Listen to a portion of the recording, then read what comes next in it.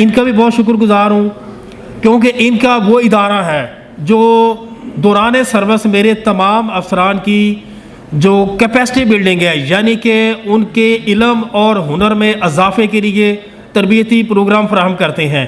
और उसके साथ साथ ये अपने कॉलेज में 3 साला एसोसिएट एग्रीकल्चर का डिप्लोमा करवाते हैं, जिस डिप्लोमे को करने के बाद हमारे पास जो फील्ड असिस्टेंट की असामियाँ हैं वो फिल की जाती हैं, जो कि हमारे फ्रंट लाइन वर्कर हैं, जो हरदम 24 घंटे आपके पास हैं और हमारी और गवर्नमेंट की बड़ा नुमाइंदगी कर रहे होते हैं।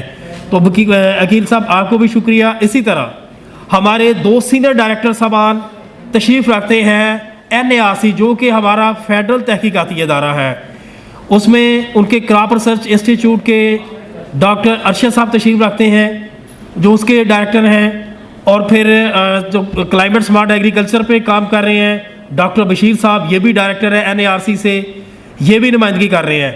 तो ये आपको बताना मकसद था कि वो जंजीर जिसने मिलके आपके तमाम जो ज़री मफादात की हिफाजत करनी है, वो आज पूरी की पूरी जंजीर आपके सामने मुकम्मल बैठी है अल्हम्दुलिल्लाह। और इसमें क्रेडिट बड़ा ये डॉक्टर कमरुज़्ज़मान साहब वाइस चांसलर साहब को जाता है कि जिन्होंने हम सबको यकजा किया।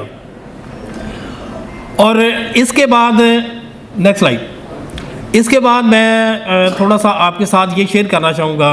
जैसा कि आप सब जानते हैं कि हमारे पाकिस्तान में तो शायद 95% घरों में गंदम ही खाई जाती है, और जो थोड़े लोग अमीर हो जाते हैं तो वो जब बेकरी की तरफ आते हैं तो वो बहुत सारी चीज़ें आप देखें, इवन जो पास्ता, ये ऐसी चीज़ें, या वो से क्या कहते हैं, वो ब्रेड है, कुकीज़ हैं, बिस्कुट है, जो भी है, ये सारी चीज़ें गंदम से बन रही होती हैं।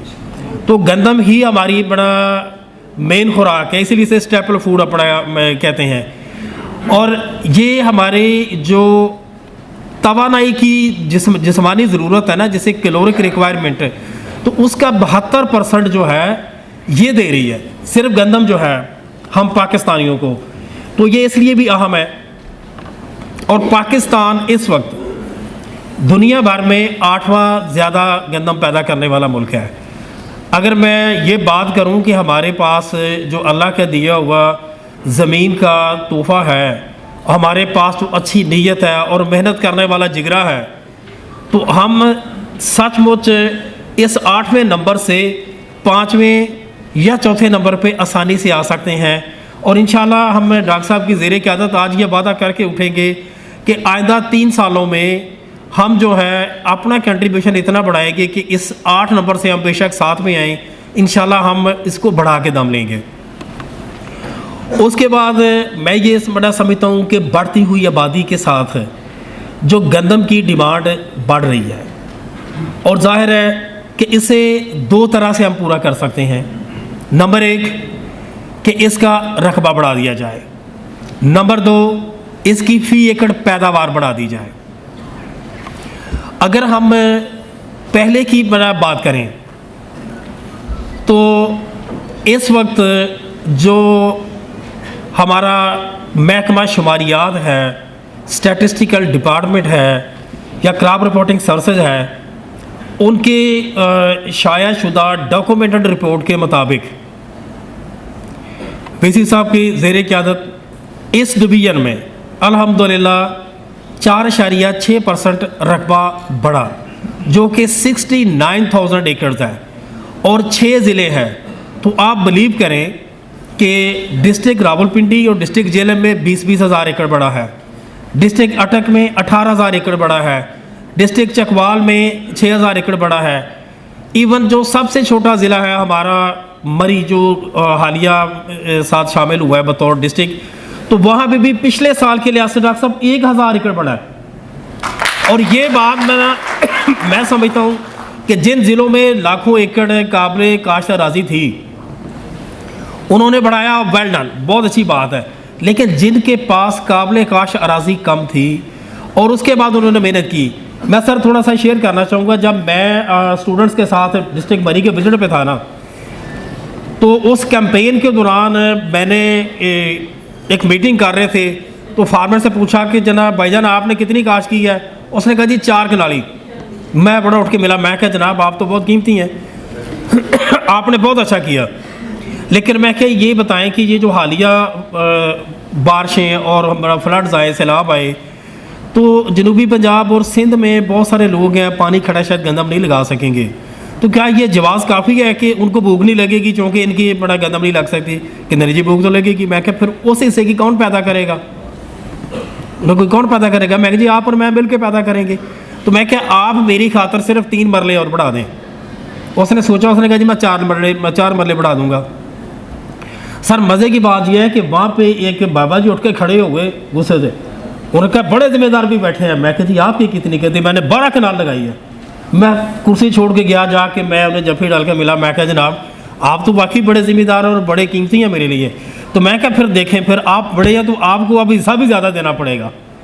और उसने कहा जी इंशाल्लाह मैं 2 कनाल और बढ़ाऊँगा। तो सर ये एक हमने छोटा छोटा एक एक कतरा करके वो अपना दरिया हमने अपना बना लिया। और जब हम देखते हैं तो 69,000 पिछले साल के लिहाज से 69,000 एकड़ जो है ये रकबा अल्हम्दुलिल्लाह इस डिवीज़न में बढ़ चुका है।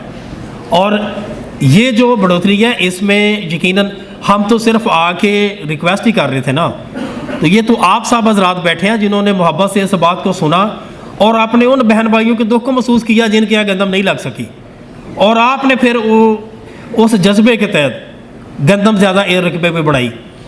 और आज का ये जो प्रोग्राम किया जा रहा है इसमें इंशाल्लाह जब टेक्निकल सेशन शुरू होगा तो आपको अपने यहाँ पे गुजरने वाले हर एक लम्हे की कीमत का एहसास होगा, क्योंकि यहाँ हमारे बहुत ही आला पाए के प्रोफेसर और साइंसदान मौजूद हैं जो आपको ये सारी तरबियत बनाज फराहम करेंगे, इल्म हुनर देंगे कि ये जो हमने इस वक्त गंदम लगा ली है तो इस लगाई हुई गंदम से हमने ज़्यादा पैदावार फी एकड़ कैसे लेनी है, कुछ जड़ी बूटियाँ कैसे कंट्रोल करेंगे, बीमारी आ जाए तो उसको पहचानेंगे कैसे। और उसके बाद डॉक्टर फयाज साहब आप ऊपर तशरीफ़ लें सर, आपकी चेयर आपका इंतज़ार कर रही है। ये डॉक्टर फयाजुल हसन साई साहब हैं जी, ये प्रो वाइस चांसलर हैं जामिया हाजा के और कोहना मश्क उस्ताद हैं जी। अच्छा, तो अभी ये जो ग्राफ आपके सामने आ रहा है ना, तो इसमें पाकिस्तान का डिवीज़न के साथ थोड़ा सा कंपैरिजन दिया गया हुआ है। तो अगर आप देखते हैं तो पाकिस्तान की जो पॉपुलेशन है वो 23 करोड़ से तजावज़ कर चुकी है, और रावलपिंडी जो है ये 11.28 मिलियंस यानी कि 1 करोड़ को 12-13 लाख के करीब है इसकी आबादी। और गंदम की जो रिक्वायरमेंट है वो 29.82 मिलियन टन्स थी पाकिस्तान की, और वीट का एरिया अंडर कल्टीवेशन जो लास्ट टाइम था वो 21.4 मिलियन एकड़ था। तो यहाँ पे 0.48 मिलियन एकड़ बढ़ गया। तो अब ये है कि इस बाकी जो ग्राफ नीचे शो किए गए हैं तो इसमें अगर आप देखें तो नीला जो डब्बा है वो इसकी आबादी को ज़िले की शो कर रहा है, और जो पीला डब्बा है वो बता रहा है कि इसकी उस ज़िले की गंदम की रिक्वायरमेंट कितनी है। तो इसी तरह अगर आते हैं आगे डिवीज़न की फ़िगर मौजूद है। नेक्स्ट ग्राफ को छोड़ें, आगे चलें। देखिए इसमें जो इनिशिएटिव्स गवर्नमेंट ने लिए उसमें national program for enhancing profitability यानी ये गंदम की पैदावार बढ़ाने का जो मंसूबा है ये इसको शुरू किया गया, और इसमें बहुत सारी चीज़ें रखी गई। मिसाल के तौर पे इसी मंसूबे के तहत DAP पे 1000 पे जो सब्सिडी दी जाती रही, नाइट्रोफास पे 200 रुपये, NPK अगर कोई लेता था तो 300 रुपये फी बैग, और सिंगल सुपर फास्फेट अगर कोई यूज़ करे तो 200 रुपये पर बैग। इसी तरह जो गंदम का बीज है उसमें 5 एकड़ तक के लिए वो ले सकते थे और 1200 रुपये थी उस पर सब्सिडी फी बैग। इसी तरह नमाइशी प्लाट जो 468 ये नमाइशी प्लाट इस तरह लगे कि तमाम अजला से काश्तकारों को अखबार में एडवर्टाइजमेंट दे के तो उनकी दरख्वास्तें ली गई जो म्यार पे पूरी उतरी। उसके बाद कुरानदाजी की गई और फिर उस कुरानदाजी के बाद वो नुमाइशी प्लाट दिए गए जिस पे तमाम तर जो इनपुट्स हैं सारी मेहनत फार्मर की है।